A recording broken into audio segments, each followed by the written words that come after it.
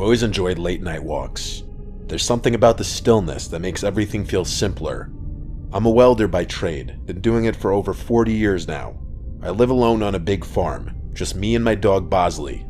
The house is too large for one person, but I never had the heart to downsize after my wife Maria passed away.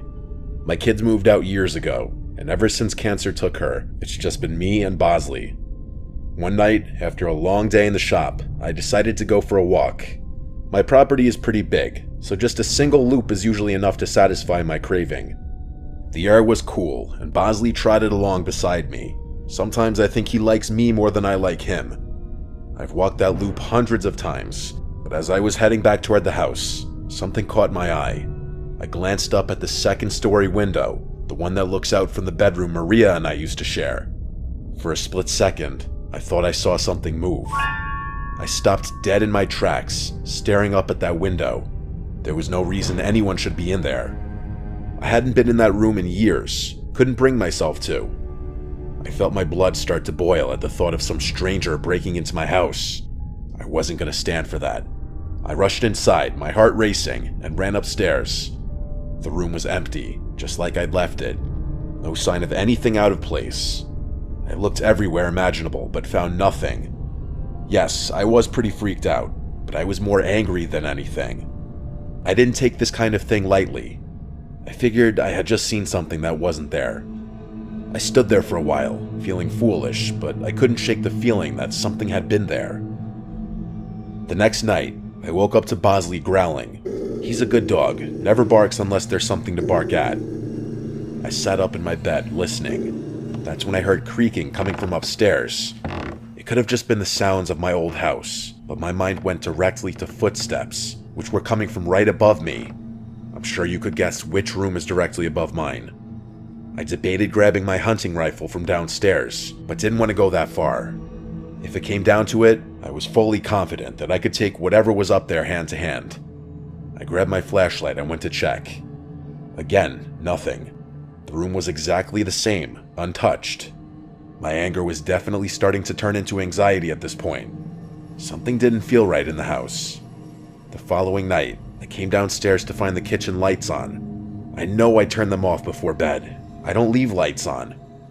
There was no question anymore. Someone was in my house. I started to panic. I called the police and told them I thought someone might be sneaking around. They came out, searched the house from top to bottom, but found nothing. They were nice about it, told me to call again if I needed them, but I could tell they didn't believe me. The next night was the worst by far. I couldn't sleep, so I decided to go upstairs and check the bedroom again. I don't know why. Maybe I thought it would settle my mind. But when I opened the door, I froze. There were clothes scattered all over the floor. Maria's clothes. I had packed them away after she died. Now they were everywhere. Something like this doesn't just happen randomly. And then I saw her. There was a woman standing in the doorway, just staring at me. I couldn't see her face clearly, but I could tell she wasn't Maria. She was too short. I don't know who she was, but she didn't belong there. I had never been so afraid in my life. Without thinking, I ran at her. She turned and bolted down the stairs and out the front door. By the time I got outside, she was gone. I searched the property with Bosley, but there was no trace of her. I didn't sleep that night. For months after that, I couldn't sleep. I was constantly on edge, convinced I heard footsteps upstairs at night. Every little noise set me off. I slept with my rifle next to my bed, terrified that I'd have to use it one night. Every little noise set me off. I debated calling my brother to come stay with me, but I wasn't going to do that. I was raised to always handle my own shit, so that's what I did. The nightmare didn't end though. One night, I was sitting in the living room when I noticed a figure standing in the yard, looking straight at me through the window. It was her again. My heart felt like it stopped.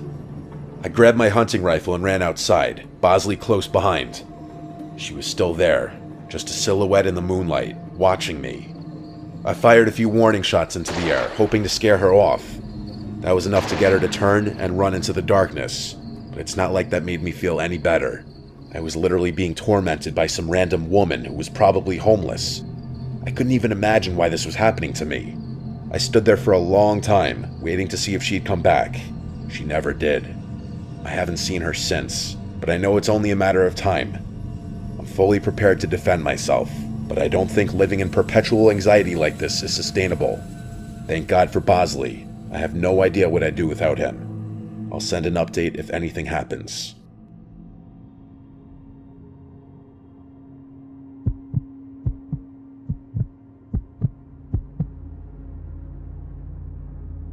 I work for a catering service, which means I'm on the road a lot, usually late at night.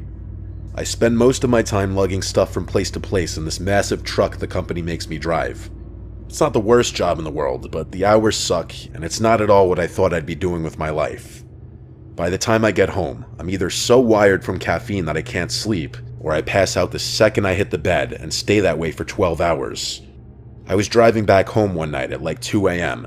It was nice to be driving my own car again. As I was approaching my house, I realized I had probably had one too many Red Bulls and there was no way I'd be able to sleep. On top of that, I hadn't eaten in hours and I was starving.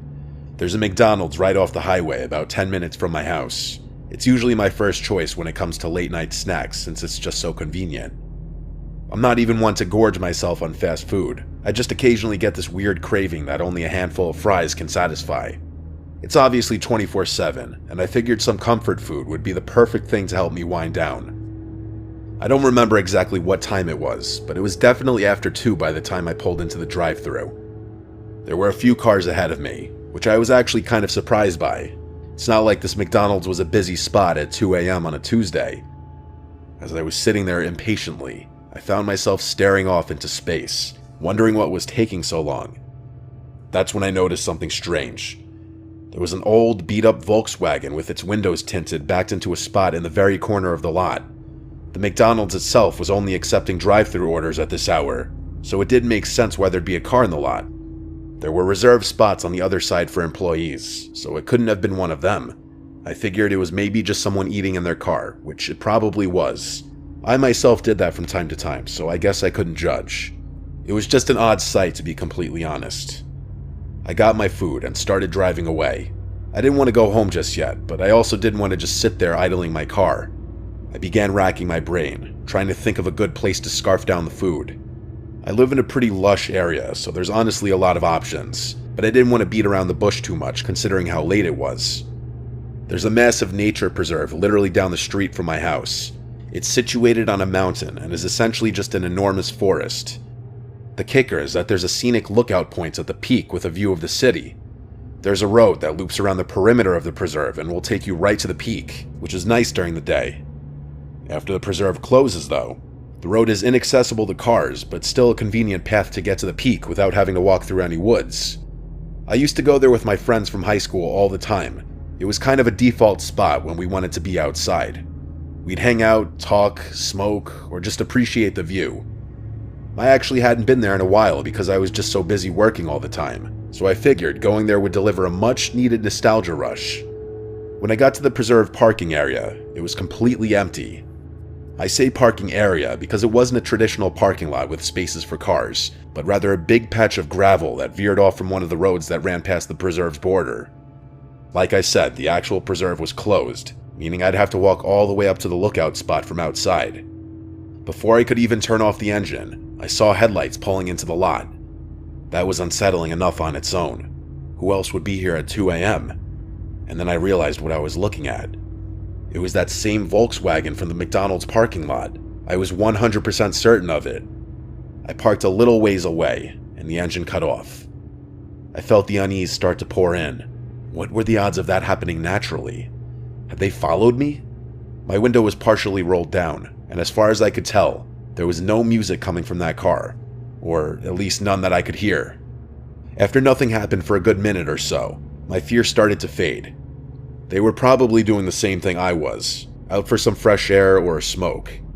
It's a pretty popular spot for that kind of thing, but I was just so weirded out considering how late it was. I couldn't shake the feeling that something was off, even though I concluded that it was just one of those unexplainable coincidences.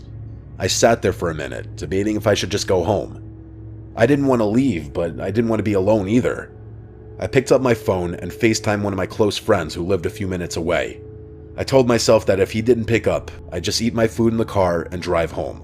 He was actually awake though, which I was a little surprised by. He said he had been up writing a paper. I convinced him to swing by and hang out for a bit. He was down. He said he'd be there in 10. While I waited, I kept my eyes on the Volkswagen. It still hadn't moved. I tried to shake it off, telling myself I was being paranoid. When Sebastian finally pulled into the lot, I felt a lot better. We both got out of our cars and began walking up the path. Before the parking lot fully receded from view, I shot a glance backwards. The Volkswagen was still there, but I saw all 4 doors open at once. 4 guys stepped out. They just stood there for a few seconds looking at each other. They weren't even talking, just looking around at each other. It was freaky. I nudged Sebastian, who realized what I was looking at. Before they could see us, we continued walking up the path so that the lot was obstructed from view. Alarm bells were going off in my head, but Sebastian didn't seem that concerned. He told me they were probably just going out to smoke. We kept walking, and by the time we got to the top, the city view was enough to take my mind off things. We always sat on this little rock wall that was supposed to keep people from wandering off the edge of the mountain. We sat there, eating and talking like we used to. It was nice. Of course, that nice feeling didn't last very long. We heard the sound of talking and laughter quickly approaching us.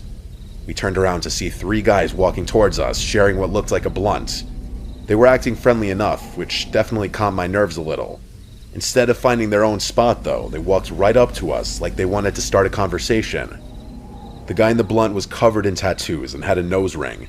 He honestly looked pretty intimidating. He flashed half a smile before asking us if we wanted to smoke. We both said no, and one of the other guys laughed and called us pussies, to which Sebastian scoffed at. My curiosity got the better of me, and I blurted out a question about what they were doing at McDonald's. The guy holding the blunt dropped his smile instantly and narrowed his eyes, like he was caught off guard by my question. His 2 friends did the same, staring at us with cold expressions. They didn't say anything for an uncomfortably long time. That's when I remembered that there had been 4 guys in that car, not 3. One of them was missing. At that point, I was fully prepared to run. I knew Sebastian was thinking the same thing. Finally, the ringleader told us that he worked nights and that he had just gotten off. He pulled his hoodie up to reveal a McDonald's uniform, I think because he knew we wouldn't have believed him otherwise. He then went on to say he came to the spot every day after work to smoke with his friends. While that definitely calmed me down a bit, something about this situation was terribly off. I could tell Sebastian felt the same. We decided it was time to go. As we started walking down the path, Sebastian stopped and pointed into the trees. I followed his gaze and saw the 4th guy, half hidden in the darkness. He was holding something, but I couldn't make out what it was. I felt my heart start racing. The moment he saw us looking, he started moving. That's when we ran. We bolted down the path, glancing back to see him chasing us with the 3 other guys close behind. My heart was pounding so hard I thought it would burst. I could hear their footsteps getting closer, but I didn't look back again. We finally made it to the parking lot, jumped into our cars, and floored it out of there. As I was speeding away, I could see those guys rushing to get in their car. I didn't feel comfortable driving home out of fear that I'd be leading them right to my house. I called Sebastian and told him we should meet back up on his street. We had a decent head start on them, and I don't think we were followed, but I wasn't taking any chances. When Sebastian and I met back up, we were still in shock about what the hell just happened. I don't know if they were trying to rob us or worse. I didn't know what to think. Sebastian showed me his phone and said he had snuck a picture of them while they weren't looking. He sent it to me, but I wasn't sure what to even do with it. I had off the next day, so I convinced Sebastian to come with me back to the McDonald's so we could at least report the employee. The next day, we approached a guy on the younger side in hopes that he'd listen to us. We showed him the picture and told him what happened, and his eyes widened. He told us something literally out of a horror movie. Apparently, that guy's girlfriend had also worked at that same McDonald's and had dumped him a few months ago. He didn't take it well and would harass her while she was working and stalk her after her shifts. He obviously got fired, but that didn't help. The police were involved shortly after, and there was a restraining order put in place. Apparently, he had been violating that restraining order because he was camping out in the parking lot. Sebastian and I were horrified. I have no idea why he'd decide to follow me, but it was clear that he was unhinged. I'm praying that the police catch him camping out in the parking lot, because then he'll actually be screwed. I just hope he doesn't recognize my car anywhere. It's only been a week, but I haven't been back to that McDonald's or the preserves since. Hopefully the police are able to do something, but that's out of my control.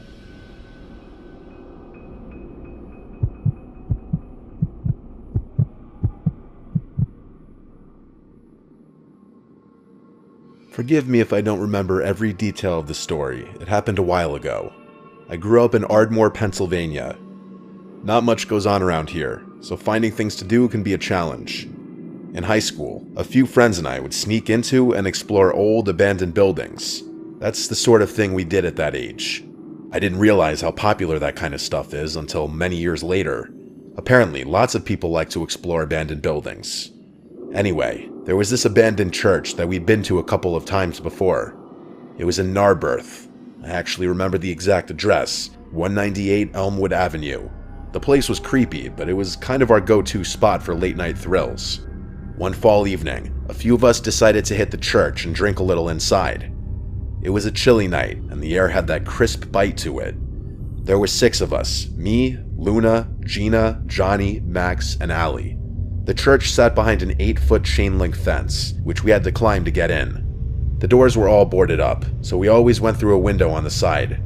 Once you were inside, the first thing you noticed was the floor, or lack of one. The entire first floor was just dirt. It looked like someone had ripped out the floorboards years ago, leaving only a hole in the center where a set of concrete stairs led down to the basement. That's where we always ended up, down in the basement. The basement had 3 rooms, but only one had a door. The other 2 just had door frames. The first room we went into was the largest. There wasn't much in it, just some old furniture, broken chairs, a busted couch. I remember having to shush Johnny like 12 times because he was a lightweight, and the tiny bit of alcohol he had was making him really loud and antsy. Being in such a big group was always a plus though, and I felt much safer knowing we had numbers. We messed around for a while, drinking and laughing like we usually did. We might have had a speaker playing music, but I don't fully remember. Out of nowhere, a door slammed. I literally jumped. That's how loud it was. We froze, staring at each other with concerned expressions. At first, I thought one of us had closed the door by accident, but no one was near it. Almost immediately, Luna, Gina, and Johnny made a break for it, sprinting up the stairs, leaving me, Max, and Allie behind. We were the fearless ones, and none of us wanted to leave just yet. My heart was definitely pounding, I fully admit that, but I wasn't going to let the wind freak me out. I could tell Max and Allie were thinking the same thing. I don't know if it was curiosity or stupidity, but we decided to investigate. After standing in silence for a few minutes, the 3 of us crept over to open the door that had slammed shut. Behind it was a small room, and the first thing I saw was a dresser. The mirror on top of it was cracked, and there were red stains smeared across the surface. At first, I thought it was old paint or something, but when I got closer, I realized something terrifying. It wasn't completely dry. The stains still had that sticky sheen to them, like whatever it was hadn't been there for long. I felt the hairs on my neck stand up, and I was having second thoughts about not leaving sooner. Someone, or dare I say something, had recently been in this room. Then I saw the picture. There was an old photo on top of the dresser. A black and white shot of a woman in a wedding dress. She was smiling, but there was something off about it. The whole thing gave me a bad feeling. I backed away, but just as I turned, we heard another noise. This time, it wasn't the door. It was coming from one of the other rooms. It was coming from the room we had just been in. That's when Max and Allie both decided they'd had enough. I wasn't going to argue with them. We grabbed our stuff and ran out of there as fast as we could. When we climbed back over the fence and hit the pavement, none of us said a word. After jumping the fence, I turned around, and I could swear I saw the silhouette of a person standing in the open window. I still pray that by some minuscule chance my mind was just playing tricks on me, but I'll never know for sure. My friends and I never went back there together for as long as we remained friends. I've actually been back to that church myself, although it wasn't a church anymore. By the time I got around to checking it out again, it was completely demolished. I still have no idea what we saw that night. I'm just glad my friends were there to witness it with me. Had I been alone, I might doubt this whole thing even happened. If anyone wants to do some digging, go ahead. I was never able to find out anything online, but I wouldn't be surprised if that church has a history I don't know about.